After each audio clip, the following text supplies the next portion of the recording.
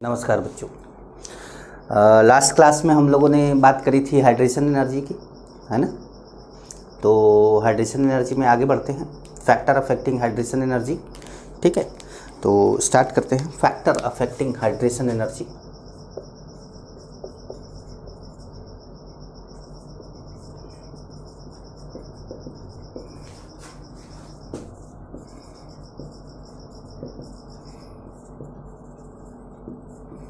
Factor affecting hydration energy,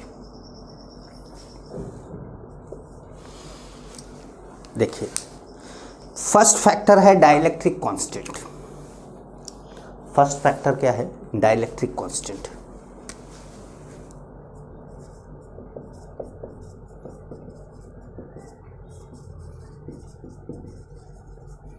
first factor dielectric constant है। Dielectric constant को के से डिनोट करते हैं। एक्चुअली डाइलेक्ट्रिक कांस्टेंट जितना ज़्यादा होता है वाटर के अंदर, कैटायन और एनायन के बीच में, जो आपके पास जैसे मान लीजिए NaCl है तो Na प्लस और Cl माइनस के बीच में फोर्स ऑफ इंटरेक्शन उतना ही कम होता जाता है। जब इनके बीच में फोर्स ऑफ इंटरेक्शन कम होता है तो वाटर को इनके चारों तरफ सराउंड करने का मौका ज़्यादा मिलता है, और जब उसको मौका ज़्यादा मिलता है तो हाइड्रेशन ज़्यादा होती है। हाइड्रेशन ज़्यादा होती है तो एनर्जी भी ज़्यादा रिलीज होती है। तो हम ये कह सकते हैं कि hydration energy delta H hydration directly proportional to होगा के ऑफ सॉल्वेंट के। सॉल्वेंट के डाइलेक्ट्रिक कांस्टेंट के डायरेक्टली प्रोपोर्शनल होगा। अब जिसका डाइलेक्ट्रिक कांस्टेंट ज़्यादा, जैसे वाटर का डाइलेक्ट्रिक कांस्टेंट ज़्यादा है, वाटर का डाइलेक्ट्रिक कांस्टेंट ज़्यादा है तो उसका सॉल्वेशन ज़्यादा होगा। भाई हाइड्रेशन तो तब बोलेंगे जब केवल पानी की ही बात करेंगे। जैसे हम एसीटोन की बात करें तो सॉल्वेशन एनर्जी की बात करेंगे। तो अब जैसे एसीटोन है तो उसका डाइलेक्ट्रिक कांस्टेंट कम है तो सॉल्वेशन एनर्जी क्या हो जाएगी? कम हो जाएगी, ठीक है। सेकंड फैक्टर है चार्ज ऑन आयन, ठीक है। अब आप यही समझिए कि जैसे मान लीजिए कि Na प्लस है और इसके इधर ऑक्सीजन माइनस इसको अट्रैक्ट करे, Mg2 प्लस है,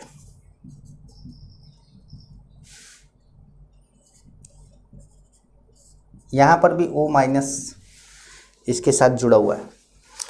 तो देखिए 2 प्लस है तो ये बॉन्ड थोड़ा सा स्ट्रांग हो जाएगा, क्योंकि माइनस और पॉजिटिव, आप जानते हैं कि फोर्स जो होता है वो है कि Q1 Q2 upon R square.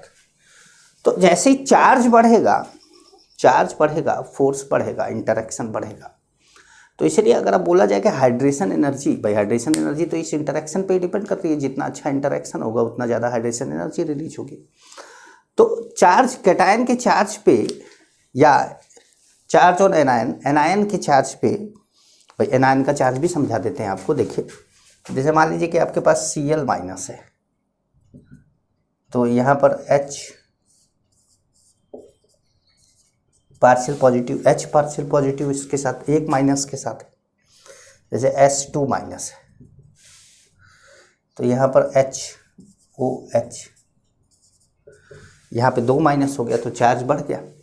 भाई एक इस पे तो चार्ज फिक्स है, लेकिन यहाँ पे चार्ज क्या हो रहा है? चेंज हो रहा है। तो Q मान लो Q2 फिक्स है, Q1 बढ़ रहा है, तो Q1 बढ़ रहा है तो फोर्स बढ़ेगा, इंटरेक्शन बढ़ेगा, तो हाइड्रेशन एनर्जी भी बढ़ेगा।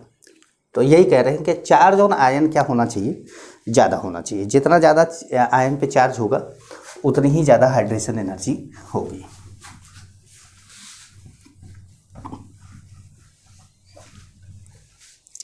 तो हम ये कह सकते हैं कि चार्ज ऑन आयन में तो delta H hydration directly proportional to charge on ion. Charge on ion मतलब आप ये कह सकते हैं कि एल्युमिनियम 3+ का हाइड्रेशन सबसे ज़्यादा होगा, फिर Mg2+ का होगा, फिर किसका होगा, Na+ का होगा चार्ज। और अगर इधर लेना चाहे ऐसे तो आप फॉस्फोरस 3- का सबसे, फिर सल्फर 2- का, Cl- का, मतलब इधर भी चार्ज। तो चार्ज जितना ज़्यादा होगा हाइड्रेशन उतना ही ज़्यादा होगा। तीसरा जो फैक्टर है वो है साइज। वो क्या है, वो है साइज है इसका फैक्टर। साइज फैक्टर जो होता है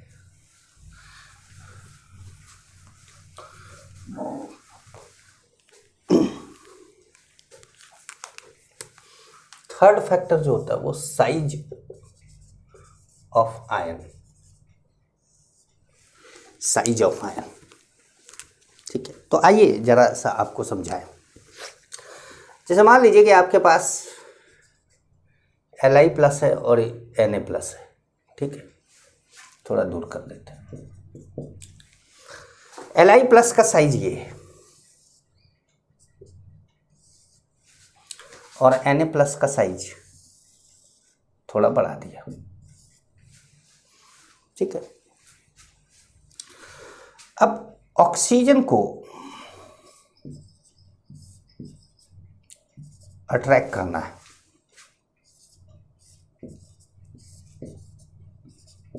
ठीक है।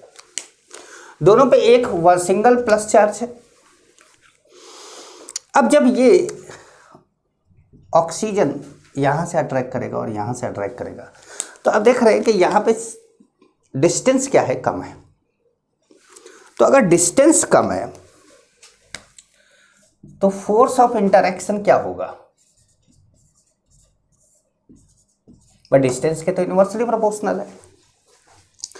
तो डिस्टेंस कम है तो फोर्स ऑफ इंटरेक्शन ज़्यादा होगा, फोर्स ऑफ इंटरेक्शन ज़्यादा होगा तो हाइड्रेशन ज़्यादा होगा। तो इसका मतलब है कि आयन का साइज क्या होना चाहिए, छोटा होना चाहिए। छोटे साइज के आयन की हाइड्रेशन ज़्यादा होती है और बड़े साइज के आयन की हाइड्रेशन क्या हो जाएगी, कम हो जाएगी। तो हम ये बात यहाँ पे बोल सकते हैं कि हाइड्रेशन एनर्जी ΔH हाइड्रेशन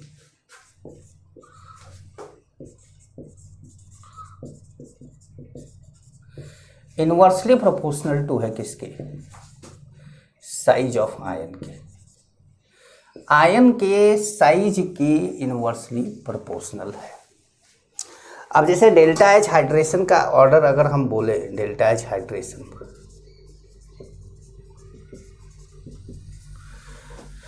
एक साथ सब यहाँ पे बोल रहे हैं, ठीक है। अब जैसे Li+ का Na+, K+, rubidium+, Cgm+, Be2+, Mg2+, Ca2+, Sr2+, Ba2+। अब जैसे F-, भाई चाहे कैटायन हो चाहे नायन हो, F-, Cl-, Br-, I-। देखिए इधर जाने पे साइज बढ़ रहा है, I का साइज ज़्यादा है तो हाइड्रेशन क्या है, कम है, हाइड्रेशन क्या है, कम है। तो ये बात आप क्या करेंगे, नोट करेंगे, ठीक है। तो आप आयन देख लेंगे इसमें। अब जैसे मतलब आप जो डबल आयन वाला भी ले सकते हैं, जैसे N, लेकिन ये ठीक तो है। अब जैसे O2- है, S2- है, Se2- है, ऐसे लिख सकते हैं। साइज जितना बढ़ेगा हाइड्रेशन उतना क्या होता जाएगा, कम होता जाएगा। तो अब बात करते हैं एप्लीकेशन की, क्या हाइड्रेशन एनर्जी की आखिर ज़रूरत क्या है, एप्लीकेशन क्या है, हम यहाँ इसको क्यों पढ़ते हैं, आखिर कहाँ कहाँ ज़रूरत पड़ती है। तो बात करते हैं application of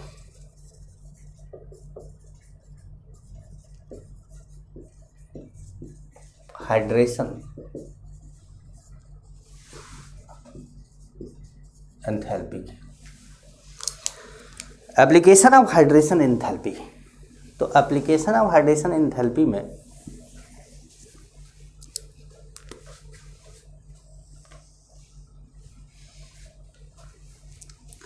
application of hydration enthalpy में आपको पहला है,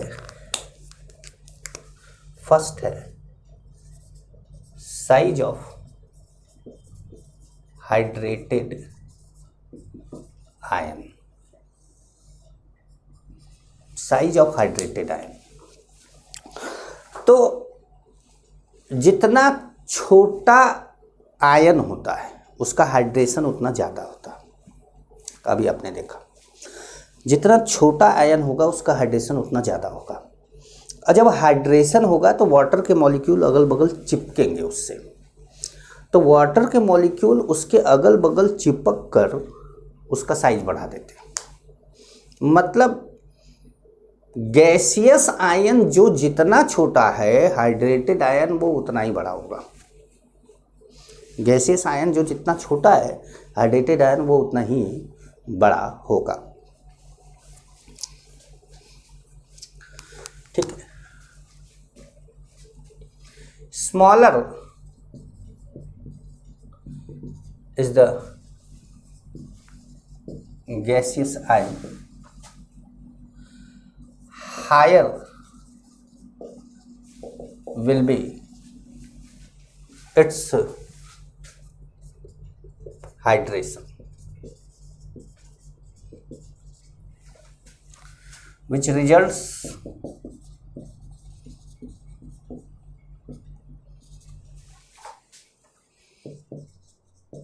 larger size of hydrated ion, which results larger size of hydrated ion। जैसे मैं एक बात समझाऊंगा आपको। Li plus gaseous, Na plus gaseous, K plus gaseous, Rb plus gaseous and Cs plus gaseous. और हम करें साइज की बात, तो सीजियम प्लस गैसियस का साइज सबसे बड़ा है। अब सीजियम प्लस का साइज सबसे बड़ा है तो उसका हाइड्रेशन सबसे कम होगा। मतलब साइज ये ऐसे लिख दे, साइज ऑफ गैसियस आयन। ठीक है। अब अगर मैं यही बोलूं कि साइज ऑफ हाइड्रेटेड आयन, तो Li प्लस एक्वस, अब हाइड्रेटेड है तो एक्वस लिखा जाएगा, Na plus aqueous, K plus aqueous, Rb plus aqueous, caesium plus aqueous. अब हाइड्रेटेड आयन में सीजियम आयन का साइज, सीजियम एक्वस का साइज जो होगा वो सबसे छोटा हो जाएगा, लिथियम का साइज सबसे बड़ा हो जाएगा। चलिए आइए आपको एक जेडीली का डेटा देते हैं। जेडीली में जो डेटा दिया हुआ है ये लिख लिया होगा आप लोगों ने, ये यहाँ से मिटा देते हैं। जेडीली का एक डेटा देते हैं, जेडीली की बुक में एक डेटा दिया हुआ है, वो डेटा मैं आपको दे के समझाता हूँ। ठीक है। जैसे hydrated ion, number of water molecule associated with ion. ठीक है, यहाँ पे मैंने ऐसे लिख दिया, Li plus Na plus K plus. चलो ना देखिएगा, यहाँ पर होता है ये 25.6, मतलब एवरेज मॉलिक्यूल है। 26 मॉलिक्यूल वाटर का ले सकते हैं, 25.6 एवरेज मॉलिक्यूल है। Na प्लस का है 16.5। बताओ, आपने देखा कि near about 10 molecule Li plus में ज़्यादा एसोसिएटेड है। इसका है नियर अबाउट 10.5, तो इसका मॉलिक्यूल इसमें 10.5 के आसपास आ जा रहा है। तो ये जेडीली का मैंने डेटा देखा था और उसमें मैंने देखा कि नंबर ऑफ मॉलिक्यूल वाटर के क्या होते जा रहे हैं, कम होते जा रहे हैं। नंबर ऑफ मॉलिक्यूल वाटर के कम होते जा रहे हैं, तो नो डाउट आयन का साइज छोटा है, नो डाउट आयन का साइज छोटा है, मतलब गैसियस आयन का साइज छोटा है, लेकिन जब उसके ऊपर पानी चिपक रहा है तो वो बड़ा हो जा रहा। चलिए आइए, जैसे कि मैं एक आपको करके दिखाऊं, एक स्ट्रक्चर बना के दिखाऊं।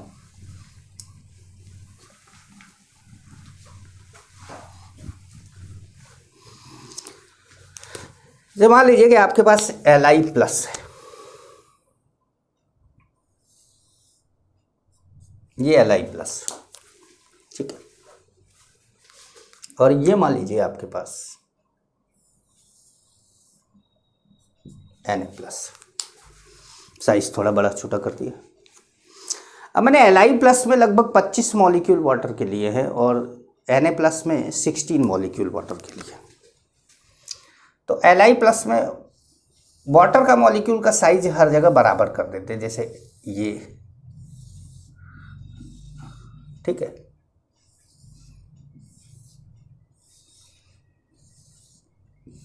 वहां पे भी इतना ही बड़ा साइज हम ले लेंगे।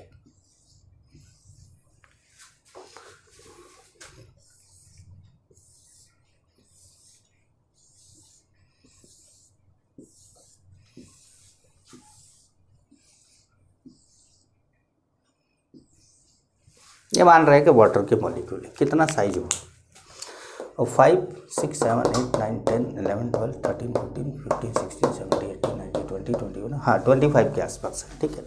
अब इसमें हम 16 मॉलिक्यूल, तो ये Li प्लस एक्वस है हमारा।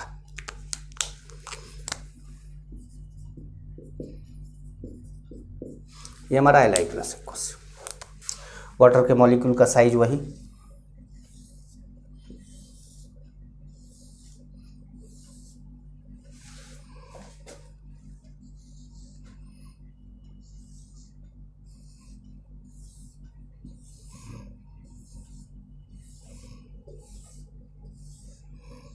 कितना हो गया,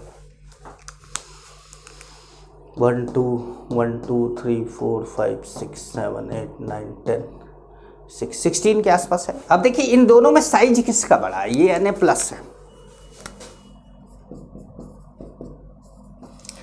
तो अगर आप ब्लू वाले सर्कल को देखिए, ब्लू वाला गैसियस आयन था। गैसियस आयन का साइज नो डाउट सोडियम का बड़ा है, लेकिन जब वाटर के साथ एसोसिएट हो रहा है तो ये वाटर के मॉलिक्यूल है, ये क्या है, वाटर है H2, ये कौन है, वाटर है H2। तो यहाँ पर जो ये जो साइज है ना, ये क्या है, ये है R Na प्लस एक्वस, और ये यहाँ पर क्या है,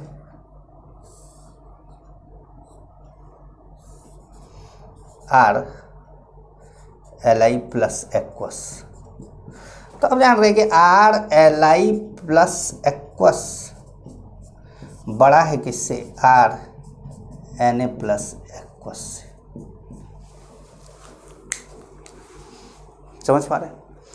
तो इसका मतलब है हाइड्रेटेड आयन का साइज, जैसे कैटायन या एनायन भी वही चीज़ है एनायन के साथ भी, तो हाइड्रेटेड आयन का साइज उतना ही बड़ा होता जाएगा, एनायन या कैटायन का साइज गैसियस में जितना छोटा होता जाएगा। समझ गए? बना लीजिएगा, इसको बनाइएगा, नोट्स में जरूर बनाइएगा, ऐसा नहीं कि नोट्स में ना बनाए इसको, और ऐसे ही बनाइएगा।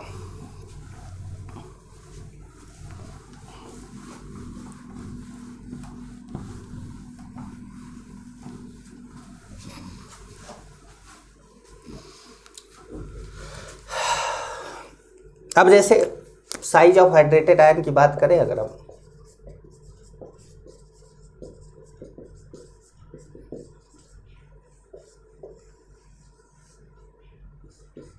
कुछ एग्जाम्पल ले तो Li plus Na plus K plus rubidium plus caesium plus, ठीक है। Al3 plus Mg2 plus Na plus. अब ये कैसे पता चलेगा? देखो आप भी जानते हैं कि चार्ज बढ़ेगा तो कैटायन पे चार्ज बढ़ेगा तो साइज उसका क्या होगा, घटेगा, साइज घटेगा ना भाई। तो साइज कम है इसका तो हाइड्रेशन क्या होगा, ज़्यादा होगा। जैसे F minus Cl minus Br minus I minus, ये सब क्या है? साइज इसका हाइड्रेटेड आयन का साइज बड़ा है। या हमने साइज ऑफ हाइड्रेटेड आयन एक साथ लिख रहे हैं भाई, है ना, एक साथ लिख रहे हैं साइज ऑफ हाइड्रेटेड आयन। अब जैसे मान लीजिए कि F minus aqueous O2 minus aqueous N3 minus aqueous, तो यहाँ भी F माइनस का साइज छोटा है। F माइनस का गैसियस में साइज छोटा है, एक्वस में क्या हो जाएगा, बड़ा हो जाएगा। बस समझ पा रहे हैं? तो ये ध्यान रखिएगा आप।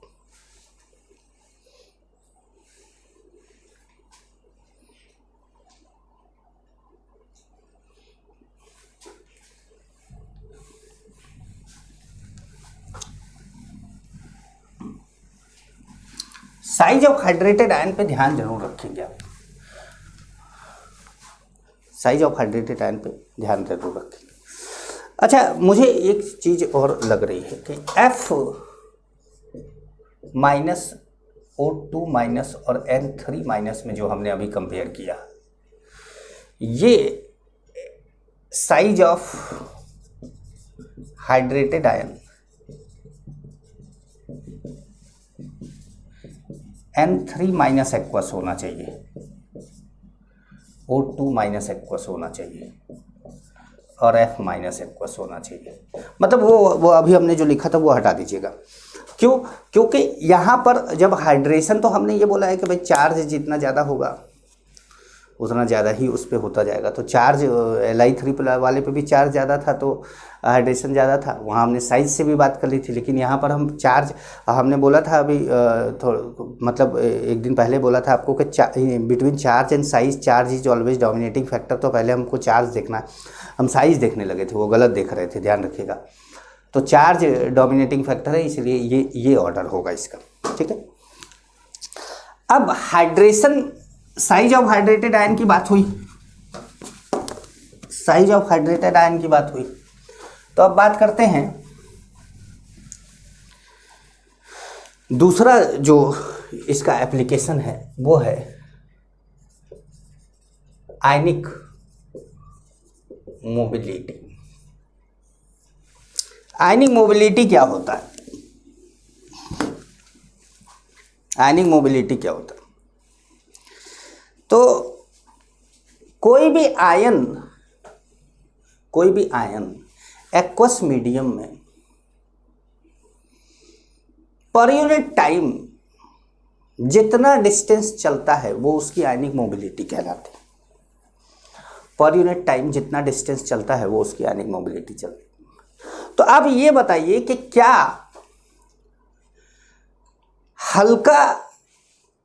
हल्का फुल्का आदमी तेज चलेगा या भारी का भरकम? तो आपका जवाब होगा हल्का फुल्का। आप लोगों ने स्कूल में देखा होगा, स्कूल में कि बेल बजती है, जब बेल बजती है, स्कूल की बेल बजती है छुट्टी होने की, तो आपने देखा होगा कि जो गेट के सामने सबसे पहले पहुंचता है वो सबसे छोटा वाला बच्चा होता है, सबसे छोटा वाला बच्चा। अब उसका रीजन, हम लोग तो हाइड्रेशन एनर्जी से लेके चल रहे हैं, लेकिन रीजन वहाँ पर तो ये होता है कि छोटा बच्चा जेल समझता है उस स्कूल को। वो सोचता है कि जल्दी से जाए मम्मी के पास, भागे, मम्मी कुछ खाने को दे। और जैसे जैसे बड़ा होते जाता है बच्चा, उसको घर जेल लगने लगता है कि स्कूल ही अच्छा था यार, घर पे जाएंगे वही चिल्ला होने लगेगा, वही जो है बातचीत, वही तो डांटना वटना। लेकिन जो छोटा बच्चा रहता है ना, जो LKG में फर्स्ट में पढ़ने वाला रहता है, माँ बाप का दुलारा, आंखों का तारा, वो दौड़ के गेट के पास पहुंचता है। ये तो चलो जो है हमारा जो है सोशल रीजन है। लेकिन हाइड्रेशन की बात करें तो Li प्लस एक्वस और Na प्लस एक्वस दोनों में साइज किसका बड़ा है? Li प्लस एक्वस का साइज बड़ा है। तो साइज बड़ा है तो उसको चलने में मुश्किल होगी, Na प्लस थोड़ा क्या होगा, फास्ट चलेगा। तो आयनिक मोबिलिटी ध्यान रखिएगा,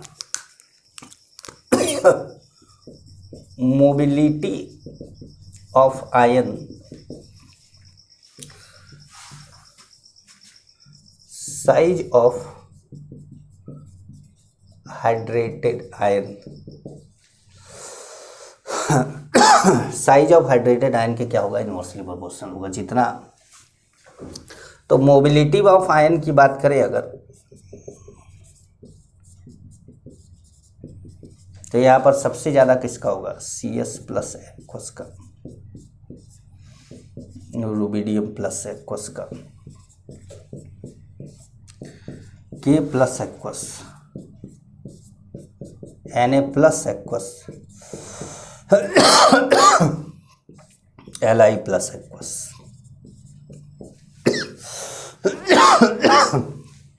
Li प्लस एक्वस का। तो ये आयनिक मोबिलिटी का ऑर्डर है। साइज जितना छोटा होता जाएगा वो एक्वस मीडियम में उतना तेज जाता जाएगा। लेकिन अगर आयनिक मोबिलिटी, नोट करके लिख लीजिएगा, आयनिक मोबिलिटी इन मोल्टेन स्टेट, तब Li plus Na plus K plus rubidium plus Cg plus. ये ध्यान रखिएगा, ये बहुत इंपॉर्टेंट बात है कि कभी कभी क्या होता है कि हम ये सारी चीज़ें पढ़ते हैं, ये बहुत इंपॉर्टेंट चीज़ें हैं, ये चीज़ें पढ़ते हैं, सभी लोग पढ़ा के भेजते हैं कि बेटा साइज जिसका दिख रहा है जैसा वो नहीं होता है, उसका उल्टा हो जाता है, ये है वो है, सारा चीज़ समझा के भेज देते हैं। लेकिन पता चलता है कि उसने मोल्टेन स्टेट में पूछ दिया, फ्यूज्ड स्टेट में पूछ दिया, तो वहाँ तो गड़बड़ हो जाएगा। पानी है ही नहीं, NaCl को पिघला दिया है आपने, तो वहाँ Na प्लस और Cl माइनस, अब पानी नहीं है उसके आसपास, तो उस समय भी साइज पे ही डिपेंड कर रहा है। लेकिन अब हाइड्रेटेड आयन नहीं है, तो हम mobility of ion, size of ion, inversely proportional to size of ion. अब साइज जिसका छोटा, हाइड्रेशन एनर्जी उसका ज़्यादा। तो अब जब पानी नहीं है तब तो लिथियम का साइज सबसे छोटा है, और अगर पानी है तो फिर सीजियम का साइज सबसे छोटा है। समझ गए? तो ये ध्यान रखेंगे आप इसको। अच्छा, तीसरा जो फैक्टर है, तीसरा जो एप्लीकेशन है इसका, वो है कंडक्टिविटी। इलेक्ट्रिसिटी की कंडक्टिविटी की बात कर सकते हैं हम। तीसरा जो फैक्टर है, तीसरा जो एप्लीकेशन है वो है कंडक्टिविटी। तो देखिए, जो आयन जितना तेज भागेगा उसकी कंडक्टिविटी उतनी ही ज्यादा होगी। तो हम यहां पे कंडक्टिविटी डायरेक्टली प्रोपोर्शनल टू लिख देते हैं आयनिक मोबिलिटी के। अब आप समझिएगा कि आपको कंडक्टिविटी कहां पूछा गया है। एक्वस में पूछा गया है, सीजियम को पहले ला दीजिए। मोल्टेन में पूछा गया है, Li को पहले ला दीजिए। समझ गए? तो ये बात का ध्यान रखेंगे आप। देखिए, अब बात करते हैं सॉल्युबिलिटी की, कि कोई भी कंपाउंड अगर हम वाटर में डालते हैं तो वो सॉल्युबल होगा या नहीं होगा, या कैसे पता करेंगे कि होगा कि नहीं होगा। देखिए, केमिकल बॉन्डिंग के टॉपिक में आप सॉल्युबिलिटी पूरा नहीं पढ़ पाएंगे। केमिकल बॉन्डिंग के टॉपिक में आप सॉल्युबिलिटी पूरा अगर चाहें कि पूरा पढ़ लें तो मेरे ख्याल से आप पूरा नहीं पढ़ पाएंगे, लेकिन फिर भी मैं आपको सॉल्युबिलिटी के बारे में कुछ आइडिया दूंगा, ठीक है। चलिए, तो देखिए पहली बात तो ये है कि पहले तो हेडिंग डाल दीजिए, डिटर्मिनेशन ऑफ सॉल्युबिलिटी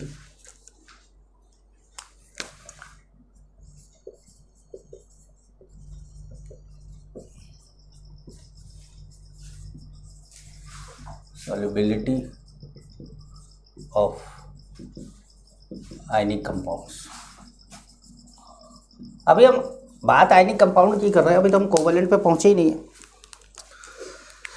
तो देखिए कि क्या होता है कि अगर आप कोई MX सॉलिड ले लेते हैं, ठीक है, तो सबसे पहले आप उसको लैटिस एनर्जी देते हैं, LE शॉर्ट में बोल देते हैं, ठीक है।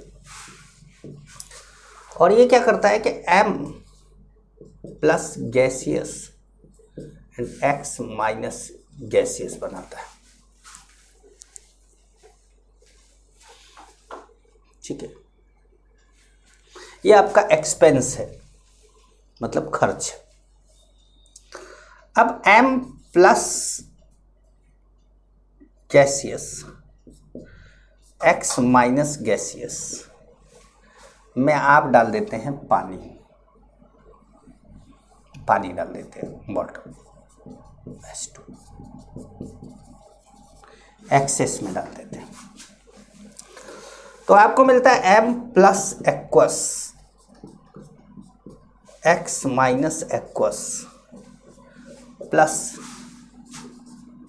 हाइड्रेशन एनर्जी, इसको हम HE मान ले रहे हैं, यहाँ पे शॉर्ट में HE मान ले रहे हैं। यह आपका खर्च है और वो आपकी क्या है, यह आपका लॉस है और वो आपका गेन है। यह आपका एक्सपेंस है, वो आपकी क्या है, प्रॉफिट है, ठीक है।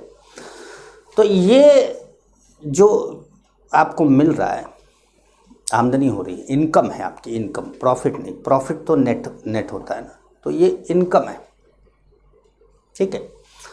अब इनकम ज़्यादा हो और खर्च कम हो तो वो प्रोसेस होगी। मतलब अगर HE मैग्नीट्यूड इसलिए लिया क्योंकि साइन डिफरेंट होता है, नेगेटिव पॉजिटिव है, इसका पॉजिटिव है, उसका नेगेटिव है। तो अगर HE ज़्यादा है LE से, देन ज़्यादा है या बराबर है, ठीक है। तो कंपाउंड क्या होगा, compound is soluble in water. अगर LE ज़्यादा है HE से, तो कंपाउंड क्या होगा, is insoluble in water. Compound insoluble होगा वाटर, और इसमें कंपाउंड क्या होगा, इसमें कंपाउंड होगा सॉल्युबल वाटर। तो अब आपको या दो तरीका है, या तो लैटिस एनर्जी दे, हाइड्रेशन एनर्जी दे, आपको लैटिस एनर्जी दे, हाइड्रेशन एनर्जी, बोले कि भाई सॉल्युबल होगा कि नहीं होगा। तो तरीका यही है, केमिकल बॉन्डिंग में तो यही बात है खाली। दूसरा जो हम आपको कोई शॉर्टकट बता दें वो एक अलग केस हो गया। तो लेकिन जो शॉर्टकट हम बता रहे हैं वो सब पे अप्लाई नहीं होता, जो हम शॉर्टकट बता रहे हैं वो सब पे अप्लाई नहीं होता। तो मैं आपको कुछ कंपाउंड ऐसा भी लिख के दूंगा जो कौन सा सॉल्युबल है कौन सा इनसॉल्युबल है, एक जगह पर लिख के अभी दे दूंगा। पहले तो आप बात देख लीजिए कि जो शॉर्टकट है वो क्या है, ये समझ में आ रहा है आपको। तो आपको ये देखना है कि हाइड्रेशन एनर्जी ज़्यादा होना चाहिए बस। अगर हाइड्रेशन एनर्जी ज़्यादा है तो सॉल्युबिलिटी क्या होगी, ज़्यादा होगी।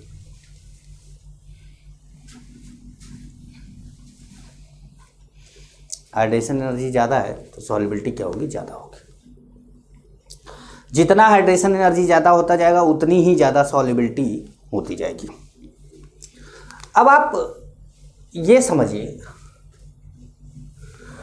कि जो साइज जैसे नोट करके एक पॉइंट लिख लिया जाए भाई, अब तो ये कॉन्सेप्ट है तो नोट करके लिख लिया जाए। Solubility directly proportional to size difference between cation and anion. Solubility size difference between cation and anion होगा। सॉल्युबिलिटी उतनी ही ज़्यादा होती जाएगी जितना साइज डिफरेंस क्या होता जाएगा। जैसे मान लीजिए कि आपके पास BF2 है, MgF2 है, CaF2 है, SrF2 है और BaF2 है। ठीक है, ये बना देते हैं फ्लोरीन। मैंने फ्लोरीन माइनस बना लिया। ठीक है, और ये बना दिया हमने बी।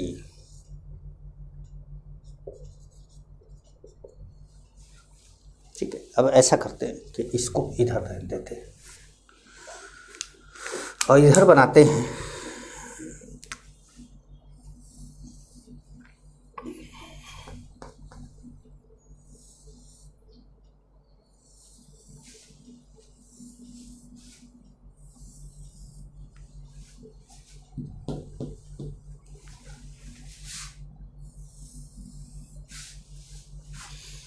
अब आपको ये दिख रहा होगा, मैं कॉन्सेप्ट बताने के लिए समझा रहे हैं कि देखिए फ्लोरीन और Ba2+ में, जैसे Be2+, Mg2+,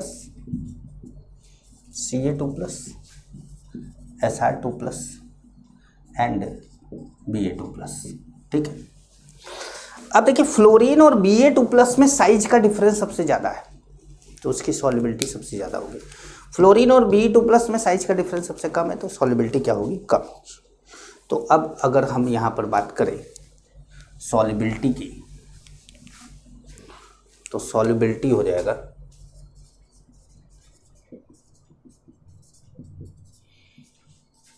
BaF2, SrF2, CaF2, MgF2, BF2। ठीक है, अब मान लीजिए कि यही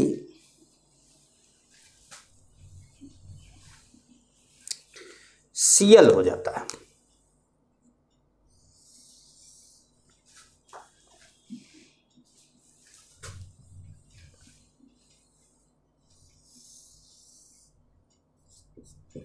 Cl- ले लेते हैं। अब Cl- के लिए साइज सबसे ज़्यादा डिफरेंस कहाँ पर है, तो देखिए इसका और इसका साइज लगभग बराबर हो गया। साइज सबसे छोटा, सबसे ज़्यादा डिफरेंस कहाँ हो गया, Be2+। तो अब अगर हम सॉल्युबिलिटी की बात करें तो किसका होगा, BCl2, MgCl2, CaCl2,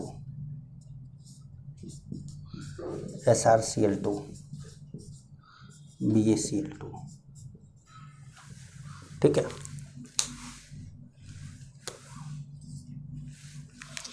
तो ये सॉल्युबिलिटी का एक केस है जिसको आप समझ सकते हैं साइज से, साइज डिफरेंस है आप समझ सकते हैं। लेकिन आप सब पूरे सल्फेट के, कार्बोनेट के, सबको आप एक साथ इसमें यहाँ पर नहीं रख सकते क्योंकि ये जो कॉन्सेप्ट है वो हर जगह पर वैलिड नहीं होता है।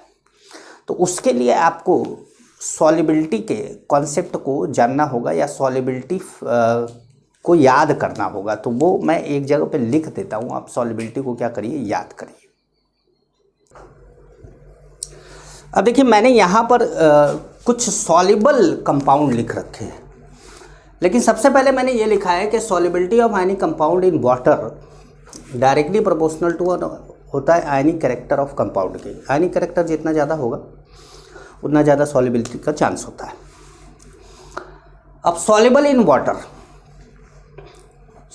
All chlorides, bromides and iodides, सभी chloride, bromide and iodide soluble होते हैं वाटर में, लेकिन कौन नहीं होता? Hg2x2, Agx, मतलब यहाँ ClBrI की बात हो रही है। Hg2x2, Agx, Cux, Hgi2, HgCl2 और HgBr2 जो होता है वो सॉल्युबल होता है। ये एक्सेप्ट करके लिखा जा रहा है, ये Hgi2 क्या है? इनसॉल्युबल है। लिखते समय ध्यान रखिएगा। And PbX2, PbX2, PbCl2, PbBr2, PbI2 ये इनसॉल्युबल होते हैं, लेकिन अगर पानी गर्म हो, बॉइलिंग वाटर हो, तो ये सॉल्युबल हो जाते हैं। ठंडे पानी में इनसॉल्युबल होते हैं। ऑल नाइट्रेट्स NO3 माइनस, चाहे वो AgNO3 हो, चाहे NaNO3 हो, चाहे CaNO3 ट्वाइस हो, all nitrates are soluble. All nitrides NO2 minus, NaNO2, CaNO2 twice soluble है, लेकिन AgNO2 इनसॉल्युबल है। AgNO3 सॉल्युबल है, AgNO2 इनसॉल्युबल है। ये याद करना पड़ेगा आपको। ऑल सल्फेट, सभी सल्फेट सॉल्युबल होते हैं, लेकिन PbSO4, BaSO4, SrSO4 and aged पुराना CaSO4 एंड Ag2SO4 इनसॉल्युबल होते हैं।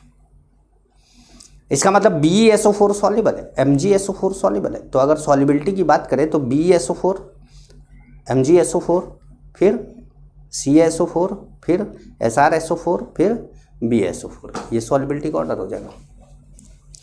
ऑल एसीटेट, सभी एसीटेट सॉल्युबल होते हैं except mercurous acetate and silver acetate, ये दोनों क्या होते हैं?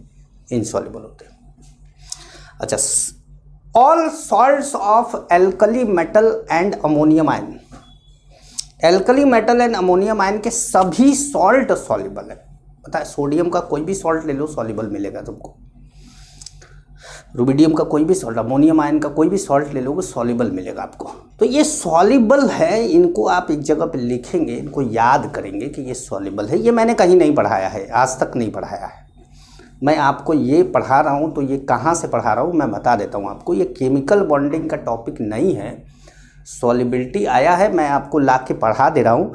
ये क्वालिटेटिव एनालिसिस का टॉपिक है, अमरनाथ मिश्रा की बुक है, पहले पेज पे ही ये लिखा हुआ है। क्वालिटेटिव एनालिसिस भारती भवन पब्लिकेशन की एक पतली सी बुक आती है, 20 पन्ने की बुक होगी वो केवल, और उस 20 पन्ने को पढ़ लेने से इनऑर्गेनिक आपका बहुत तगड़ा स्ट्रांग हो जाएगा। लेकिन तब पढ़ना है जब मैं आपको बोलूँगा। खरीद लेना है, लेकिन तब पढ़ना है जब मैं आपको बोलूँगा। समझ गए? अब बात करेंगे इनसॉल्युबल कंपाउंड की, कि वाटर में ऐसा कौन है जो इनसॉल्युबल है। तो इनसॉल्युबल के लिए, जैसे सॉल्युबल इन वाटर ये मिटा देते हैं, है ना।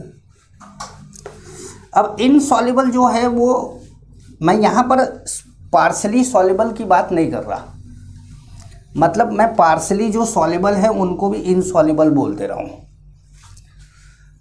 एक्चुअली क्या है कि हम दो चीज़ों की बात कर रहे हैं ना, या तो सॉल्युबल है या तो इनसॉल्युबल है ना। अब जो इनसॉल्युबल हैं वाटर में, insoluble in water, insoluble in water है, उसमें एक बात का ध्यान रखिएगा, जितने भी कंपाउंड हम लिखेंगे उसमें, जैसे मान लो हमने कार्बोनेट लिखा, तो एल्कली मेटल का कार्बोनेट सॉल्युबल होगा, क्योंकि हमने लास्ट पॉइंट में यही लिखा था कि all salt of alkali metal are soluble. ठीक है, तो अब सबसे पहले ऑल कार्बोनेट्स, या मैं साथ साथ लिखते जाता हूँ, accept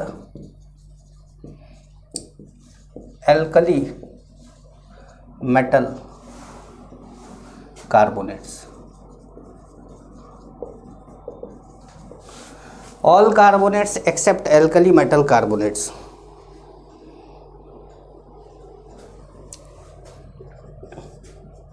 All sulphides, sulphate sulphide, sulphide क्या होता है SO3 2 minus. All sulphides except alkali metal sulphides. अब सभी सल्फाइड इनसॉल्युबल होते हैं, लेकिन एल्कली मेटल के सल्फाइड क्या होते हैं, सॉल्युबल होते हैं. ठीक है. ऑल सल्फाइड्स, अब सल्फाइड H2 माइनस होता है, एक्सेप्ट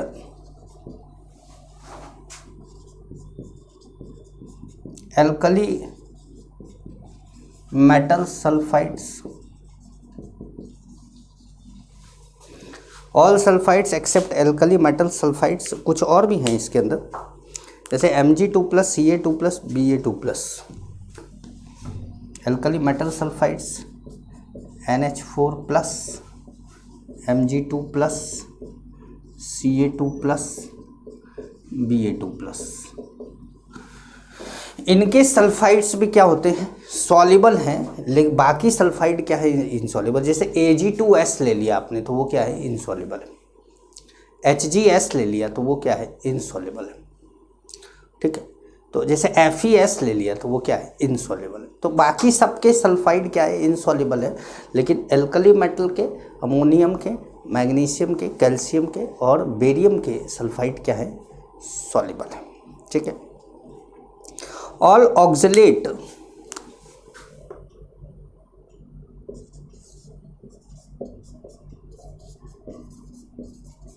ऑल ऑक्सलेट, ऑक्सलेट क्या होता है, C2O4 2 माइनस. ठीक है. Except alkali metal oxalates and Fe2+. Iron 2+ का ऑक्सलेट एंड एल्कली मेटल का ऑक्सलेट क्या होता है, सॉल्युबल होता है. बाकी सबके ऑक्सलेट क्या होते हैं, इनसॉल्युबल होते हैं. All chromates, phosphate and silicate.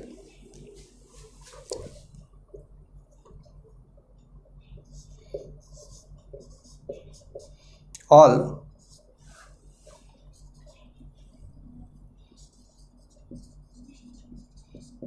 क्रोमेट्स CrO4 2 minus, phosphate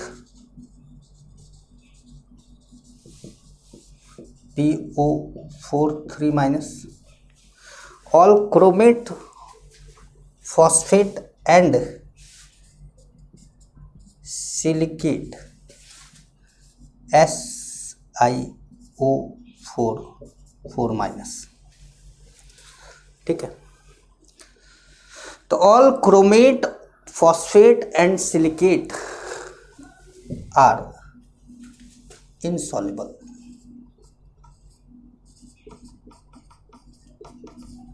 accept